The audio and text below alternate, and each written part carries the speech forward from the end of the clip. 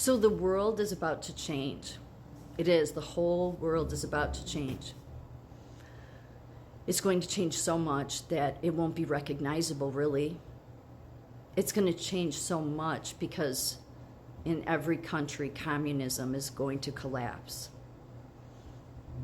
And it's all because of Trump's tariffs. It is. So with all the fraud, we've found out that we're subsidizing most of the world. So that subsidizing of our tax money has been able to be what is used to hold up communist countries, even the CCP, the Chinese Communist Party. So right now there's this back and forth with Canada, right? And so Trump's not saying they have to become a 51st state. I think it would just be easier. But he's saying then you're going to send your manufacturing jobs back here because you took them from us. See, when Reagan signed the free trade deal, that allowed Canada and Mexico being the biggest benefiters and us being the biggest losers in that because they took our jobs. They took our manufacturing plants. So by Trump doing all this tariffing, it's in the best interest of these manufacturing companies, whether it's medicine or automobiles, to move back here. Then you won't be tariffed. But if you're going to do it in Canada, then we're going to put a heavy tariff on you. But not just to mention that, Canada is threatening, I think they've backed off, but they've threatened to cut electricity to like New York. They supply electricity because they have a monopoly. Yeah. And Trump had posted about that. They have a monopoly on energy. So they've threatened to shut off electric to New York, New Hampshire, Minnesota. And so Trump has some broad powers to where all he has to do is eliminate regulation and he can supply energy to those states. So Canada should really stop throwing threats around that that aren't going to mean anything. So this is going to cause all governments in the world to have to, change because their corrupt systems will not be able to be held up. Let's take, for instance, China, where a lot of our medicine is made. There's been all this disruption in the supply chains when it comes to medicine. So we definitely saw this starting in COVID and after, and that's because with this free global trade that Reagan signed, that allowed all this globalism to take place, which then allowed countries like China, that's a communist country, to monopolize on that.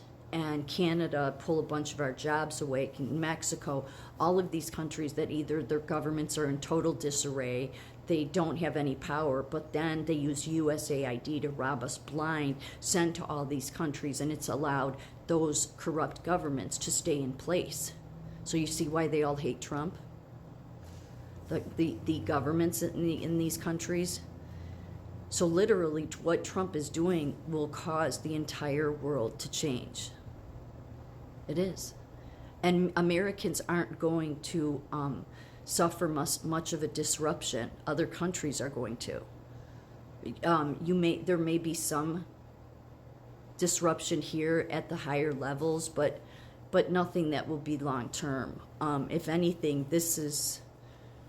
America's going to prosper in like huge ways, like massively.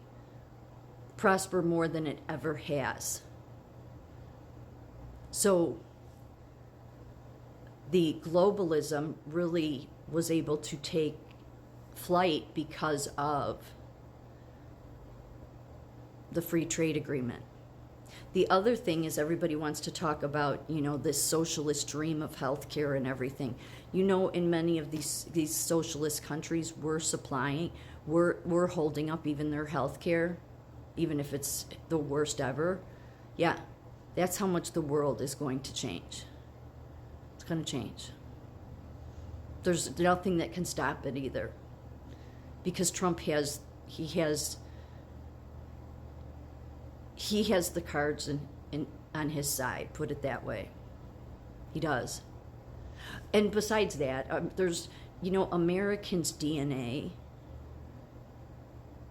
is we're a people that will die before we let you, now that we know the truth, let you destroy us. We don't care who you are. We don't care how big your army is. We will fight and die to the end before we let you do this to our country. And it's been going on long enough.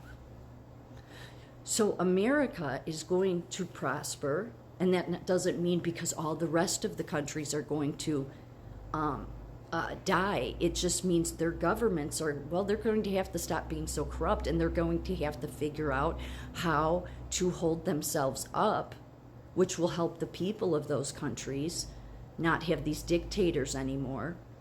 Because when they don't have money to play dictator, because they're not getting it from us anymore, because we're actually under a legit system, then it will force those countries to actually come under a system that the people themselves want and will regulate. Do you see what I'm saying? So that's the reason the whole world will change. I guess the White House has taken control of the press pool now, which some people probably know that. So because before, the press pool was basically being decided by the press pool itself, which was your AP and all these different big news organizations, and they were keeping independent journalists out. So now the White House taking over that, and they've thrown AP out. They finally have let Epoch Times in. I guess Epoch Times said that because they've been trying for years to get, get a spot in the White House press room. And so they have, it's a revolving seat, but they're just thrilled to get one. I'm saying this because if you want to understand this better than how I'm explaining it, go watch Crossroads on YouTube. Subscribe, it's free. Joshua Phillips is with Epoch Times. He explains this. I've mentioned him before. I like the way he explains this stuff, and he's the one that said the whole world is going to change. That's the way it is. The other thing in regards to the Palestinian crap, that these people that push that Israel is the problem, and it's not. Israel is not responsible for everything that's wrong in the world. Again, the crown that none of the people that blame Israel want to talk about is the crown is the one that has been behind the problems, okay? Much of them. And the funding behind the crown. But on these campuses, the reason the anti-Semitism is a big deal is because Jewish students are being threatened. Their lives are being threatened. That's how crazy the we hate the Jews mind virus becomes. It literally gets a hold of people, and people get so they want to, and so that's why they're saying they'll deport you. They don't care about your student visa. If that's the way you're going to come here and behave, we're going to deport your ass. And they can say whatever they want about Trump. That is exactly what should happen to them. So he's not trying to say he wants to get rid of protests, but when those protests is marching with Hamas, a terrorist organization, personally, I don't want it in my country. Okay, I don't want your terrorist organization being held up as something legit, even if our stupid professors at these stupid universities want to act like that they care. They're the most heartless people ever, because they're socialists. But that's who these Whitney Webbs, all these people pushing that it's Israel. Yeah, they're doing this on purpose.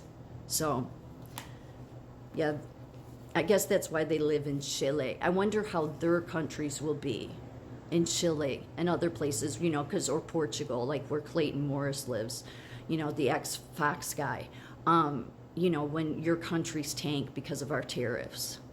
I'm not saying they will.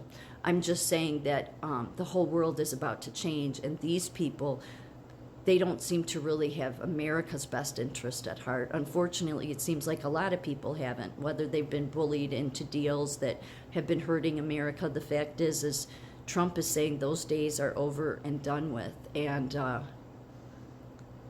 the world is definitely going to change, and what's going to change the most about it is America is going to blossom into prosperity that it's never seen before, and globalism is going to die.